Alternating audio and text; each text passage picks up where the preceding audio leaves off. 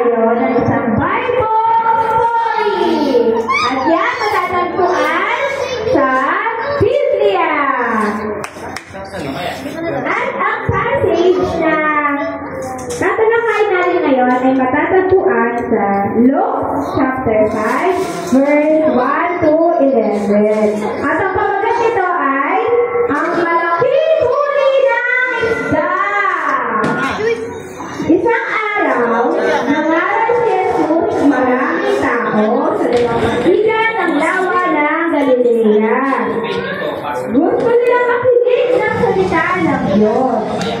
Napansin ni Jesus na may dalawang bangkang walang laman sa pampang at sumakay siya sa isa. Hiniling ni Jesus kay Simon, ang may-ari ng bangka, na itulog ito sa tubig upang mas malig siya ng mga tao.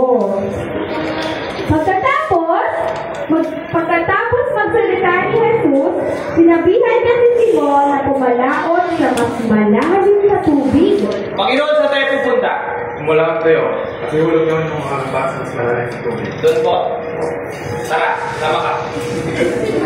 At ihulog ang kanyang lambat upang makahuli sila ng isda. Sabi ni Jesus, pumalaot kayo at ihulog ninyo ang mga... Sinabi ni Jesus, Pumalakas tayo at hulog yung mga basa mas malalim na tubig. at sumagot si Simon. Panginoon, pagkapon na nga kami naging isda, wala nga kami makuha eh. Kasutusan mo kami. Pero dahil sinabi mo, ihulog ko. Akin na, Panginoon, tinatapakan mo yun. Bukas nga natin, Panginoon. Sinunod ni Simon ang sinabi ni Jesus. At nang gawin niya iyon, napuno ng napakaraming isda ang kanilang mga lambat hanggang sa halos masira ang mga ito. Ang bigat! Anong ginawa mo? Bigat! Bigat!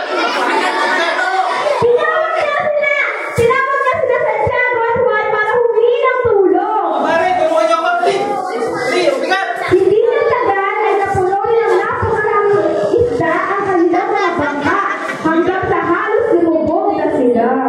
Bigat! Ang dami! Anong ginawa mo?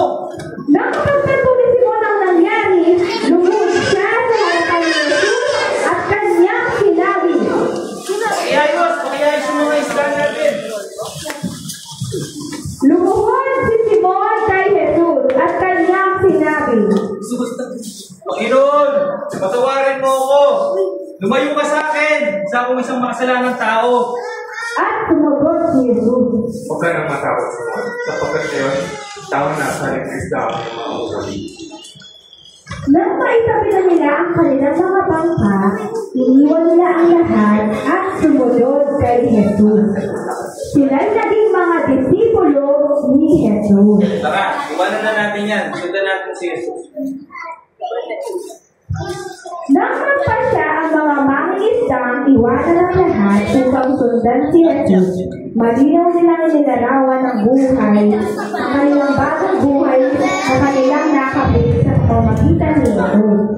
Sabi sa 2 Corinthians 5 verse 17, kaya kung nagpag-isa na kay Kristo ang isang tao, isa na siyang bagong idala. Wala na ang dati niyang pagkatao. Sa halip, ito'y napalitan na ng bago. Anong ibig sabihin nito, mga bata? Kapag tinanggap natin si Jesus bilang Panginoon at tagapagligtas, lubos niya tayo sa binabago. Ginagawa niya tayo matuwid sa paningin ng Diyos. Higit pa yan, tinutulungan niya tayo maging katulad niya, mapagmahal at mahalpagin. At binigyan niya tayo ng lakas upang mamuhay sa paraang nakalulugod sa Diyos. Nais mo rin bang baguhin ni Jesus ang buhay mo? Tinatanggap mo ba siya bilang Panginoon at tagapagligtas?